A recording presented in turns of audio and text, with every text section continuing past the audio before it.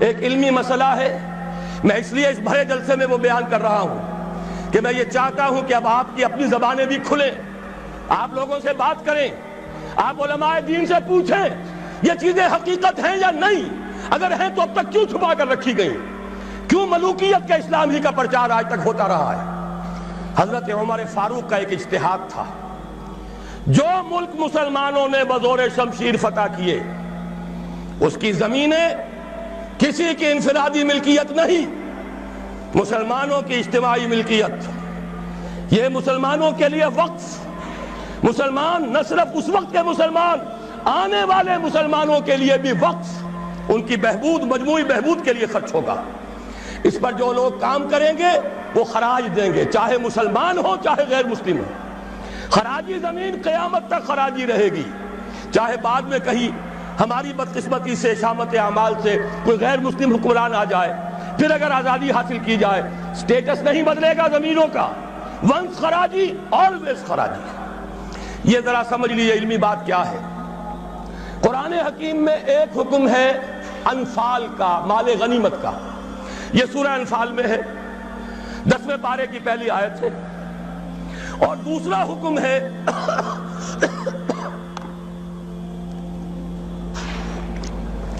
اموال فے کا، یہ سورہ حشر میں ہے۔ اموال غنیمت کا قانون یہ ہے کہ 5واں حصہ 1/5 بیت المال کا، 4/5 مجاہدین میں تقسیم ہو جائے گا۔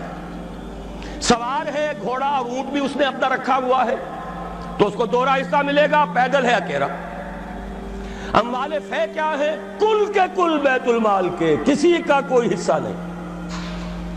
عام خیال یہ تھا کہ یہ زمینیں جو فتح ہو رہی ہیں، عراق فتح ہو گیا، شام فتح ہو گیا، ایران فتح ہو گیا، مصر فتح ہو گیا، تصور تو کیجئے، the Fertile Crescent of the Middle East, سارا کا سارا فتح۔ چند سالوں کے اندر اندر چند ہزار صحابہ تھے جنہوں نے ان سارے علاقوں کو فتح کر لیا۔ اب انہوں نے مطالبہ کیا کہ جناب یہ مال غنیمت ہے، ہم نے جنگ کر کے فتح کیا، لہذا یہ زمینیں تقسیم کر دیجئے، 5واں حصہ رکھ لیجئے بیت المال کا۔ حضرت عمر نے فرمایا اگر میں نے یہ زمینیں اور یہ رقمیں تمہیں تقسیم کر دیے تو بعد کے آنے والے مسلمانوں کو کیا ملے گا؟ واقعہ یہ ہے کہ تاریخ انسانی کا بدترین جاگیردارانہ نظام قائم ہو جاتا اگر حضرت عمر یہ فیصلہ نہ کرتے۔ وہ عمر فاروق کان رائہ موافقا بالکتاب والسنہ، کتاب اور وحی کے مطابق ان کی رائے، بلکہ میں کہتا ہوں وہی ان کی رائے کے مطابق نازل ہوئی۔ وہ عمر بن الخطاب جن کے بارے میں حضور نے فرمایا کہ لو کان بعدی نبی لکان عمر، میرے بعد کوئی نبی ہوتا تو عمر ہوتے، یہ ان کا اجتہاد ہے، اور یہ اجتہاد کسی مولوی کا نہیں، امیر المومنین کا ہے، جبکہ پوری ملت اسلامی ایک حکومت، ایک نظام، مذہب اور سیاست میں کوئی تفرقہ نہیں، وہی خطیب ہے مسجد نبوی کا اور وہی امیر ہے وہ حکومت کا، سربراہ ہے حکومت کا، اس کا اجماع اور خلافت راشدہ کا یہ اجماع، یہ تو گویا کہ ہمیشہ کے لیے اٹل قانون ہے۔ اس کے اوپر اس اجتہاد پر عمل کیجئے۔ زرعی زمین کی 2 قسمیں ہماری شریعت میں ہیں۔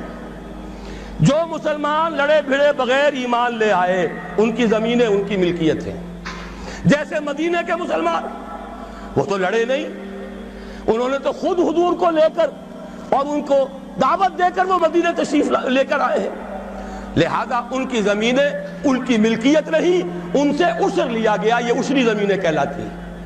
جو زمینیں فتح ہوئی، جو ملک، یہ عشری نہیں، خراجی ہیں، یہاں پر وہ ملکیت رہیں گی بیت المال کی، مسلمانوں کی اجتماعی ملکیت، وقف علی المسلمین۔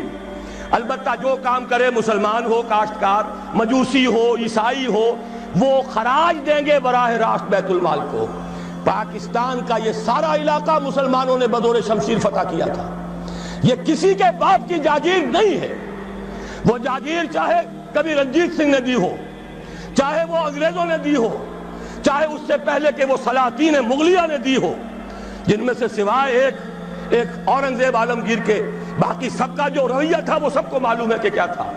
اکبر اعظم نے تو یہاں سے دین محمدی کا جنازہ نکالنے کے لیے ایڑی چوٹی کا زور لگا دیا تھا، صلی اللہ علیہ وسلم، نیا دین الہی رائج کیا تھا، وہ اکبر اعظم علیہ ما علیہ، ان کی دی ہوئی جاگیریں اور وہ مقدس ہو جائیں گی، انگریز کی دی ہوئی جاگیریں اور وہ مقدس ہو جائیں گی، رنجیت سنگھ کی دی ہوئی جاگیریں وہ مقدس ہو جائیں گی، معاذ اللہ۔ یہ تمام زمینیں بیت المال کی ہیں، وقف للمسلمین، ان سے خراج جائے گا براہ راست بیت المال میں، آدھی یا اس سے بھی زائد یا اس سے کم جو پوری پیداوار کا جائے گا وہاں، اتنا ریونیو جمع ہوگا، اتنا ریونیو جمع ہوگا کہ بہت سے لعنتی ٹیکسوں سے نجات مل جائے گی، جن میں سب سے بڑا لعنتی ٹیکس جو ہے انکم ٹیکس ہے۔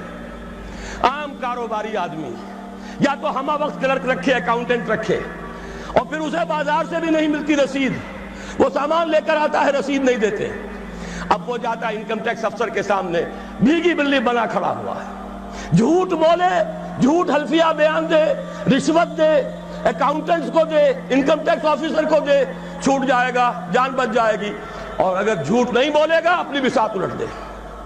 لہذا تقریباً سب کے سب جھوٹے ہو گئے، جھوٹے حلف دیتے ہیں۔ جب جھوٹا حلف انسان نے دے دیا ایک معاملے میں تو یوں سمجھئے کہ کارک کھل گیا بوتل کا، اب تو جھوٹ ہی ہوگا، اسی کا راج ہوگا۔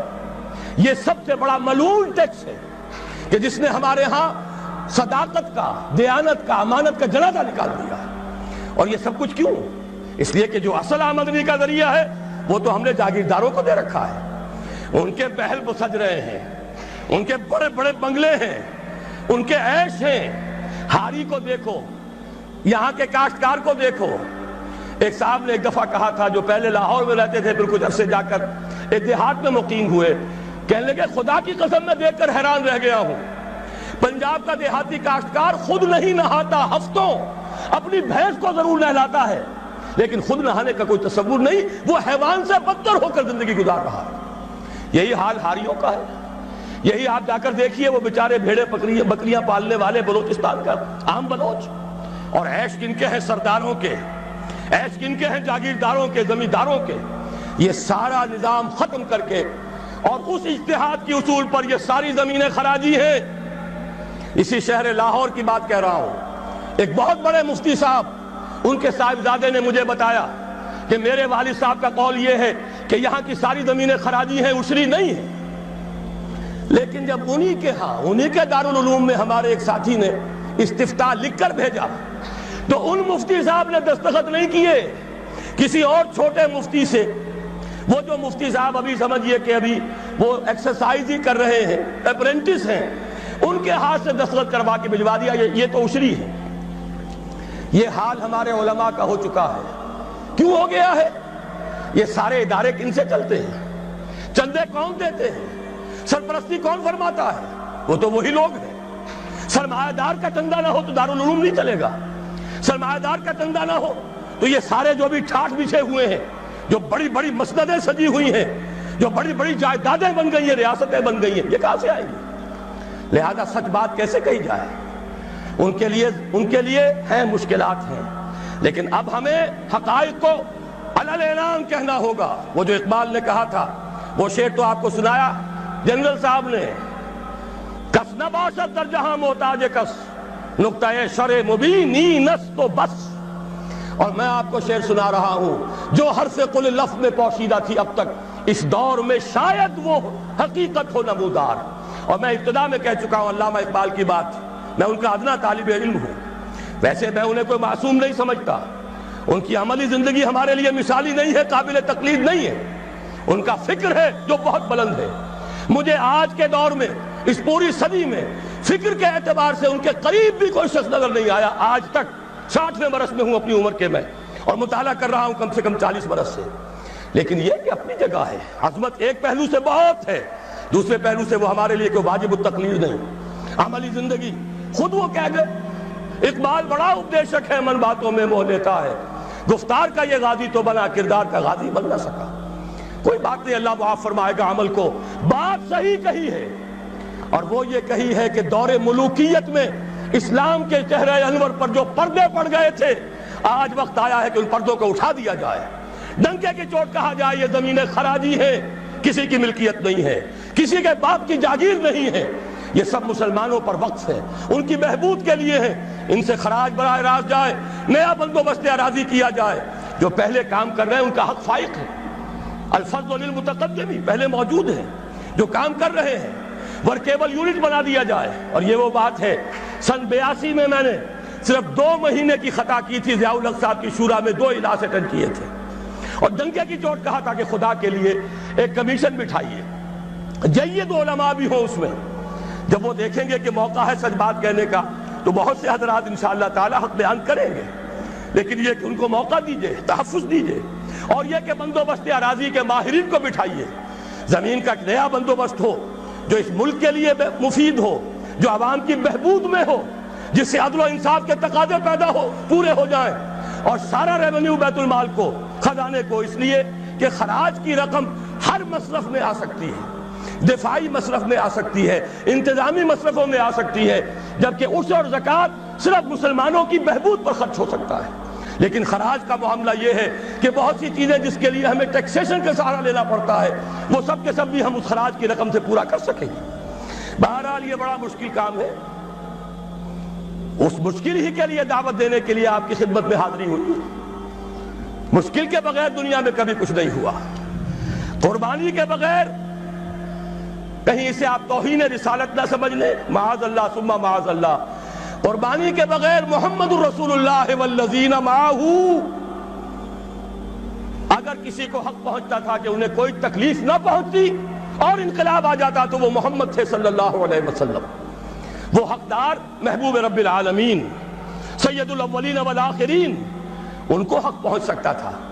ان کے پاؤں میں صرف کانٹے نہیں چوبے، وہ تو ابتدائی بات ہے جب چچی بچھا دیا کرتی تھی دروازے کے باہر کانٹے لا کر، ان پر تو پتھراؤ ہوا ہے، ان کا جسم مبارک لہو لہان ہوا ہے، وہ 3 برس کے لیے شیب بنی ہاشم میں محصور رہے ہیں، شدید ترین فاقے آئے ہیں، وہ 3 دن غار ثور میں چھپے ہوئے رہے ہیں، اور وہاں آپ نے اپنے آپ کو جو ہے محفوظ رکھا ہے۔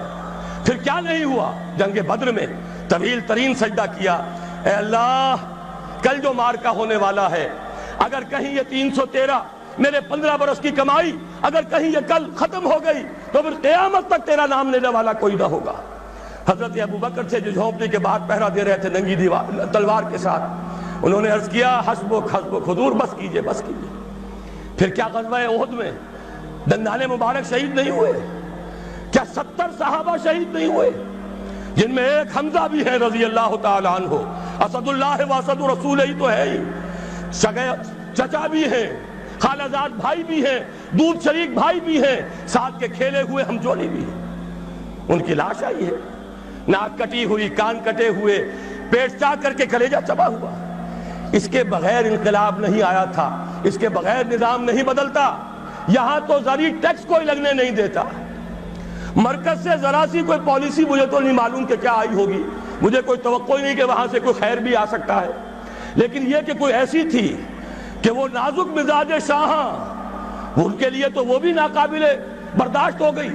وہی آئی جے آئی کی حکومت مرکز میں، وہی آئی جے آئی کی حکومت یہاں، اور اس نے اس کے خلاف قرارداد پاس کر دی، اس لیے کہ ٹیکس نہیں دے سکتا، زمیندار نہیں، بیچارہ ایک تنخواہ دار ملازم 3000 4000 روپیہ جو آج کل کچھ بھی نہیں ہے وہ تنخواہ لے رہا ہے، ایٹ سورس اس کا انکم ٹیکس کٹ جائے گا، انکم ٹیکس کٹے بغیر تنخواہ نہیں ملے گی۔ لیکن یہ کہ ان کے لیے کوئی ٹیکس نہیں، جو ٹیکس دینے کو تیار نہیں، جن پر ٹیکس نواز شریف صاحب لگا سکتے ہیں، نہ بے نظیر لگا سکی، نہ بے نظیر کا باپ لگا سکا، نہ نواز شریف صاحب کے جو سرپرست تھے وہ لگا سکے۔ ظاہر بات ہے کہ اس کے لیے تو جب تک جانی قربانی نہیں دی جائے گی، جب تک کہ ہزاروں لوگ اپنے خون کا نذرانہ دینے کو تیار نہیں ہوں گے، یہ ظلم کی رات ختم نہیں ہوگی۔